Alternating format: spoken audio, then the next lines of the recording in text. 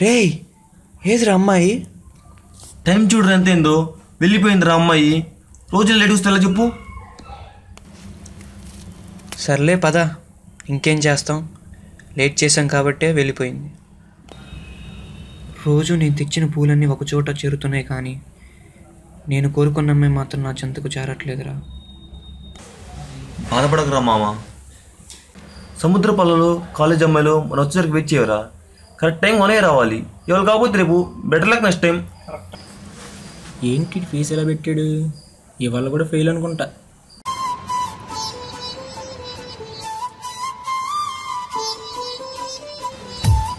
ఏంట్రా ఇవాళ కూడా ఫెయిలా? అవునరా మావా.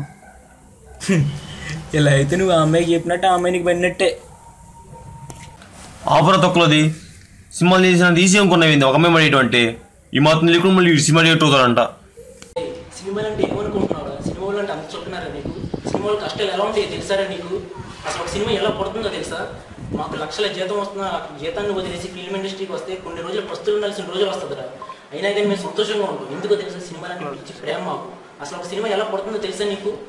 ఒక రచయితకి ఎంత ఆలోచించిన ఒక ఆలోచన రాకపోతే, అది ఏదో పనిలో ఉన్నప్పుడు ఒక ఆలోచన వస్తే దాన్ని బట్టి కథ మాటలు సంభాషణలు రాసుకుని అది ఒక దర్శకుడి దగ్గరికి తీసుకెళ్ళి ఆ దర్శకుడు ఇంకో ప్రొడ్యూసర్ దగ్గరికి వెళ్ళి అది అతను నచ్చ చెప్పి అతను ఒప్పుకుంటే అతను దానికి ప్రాణం పోసి నటినట్లు ఎంచుకుని వాళ్ళందరికీ మెరుగులు దిద్ది సినిమా మొదలుపెట్టి వాళ్ళతో పాటు ఒకే సీన్ డైరెక్టర్ ఎన్నిసార్లు తను నచ్చేవారు ఎన్నిసార్లు నేను తీసి వాళ్ళతో పాటు కొన్ని వందల మంది, కొన్ని వందల గంటలు, కొన్ని వందల కోట్లు ఖర్చు పెట్టి ఒక సినిమా తీస్తే మీరు ఆ తర్వాత రోజు పైరసీ చేసి మా కడుపులపై కొడుతున్నా మాకు నష్టాలు మిగులుస్తున్నా మేము చిన్నవు చిన్నప్పుడు ఇంకో సినిమా తీస్తాం రా.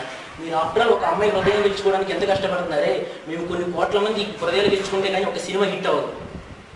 So I want to become a film director and I am feeling proud for becoming a part in the film industry.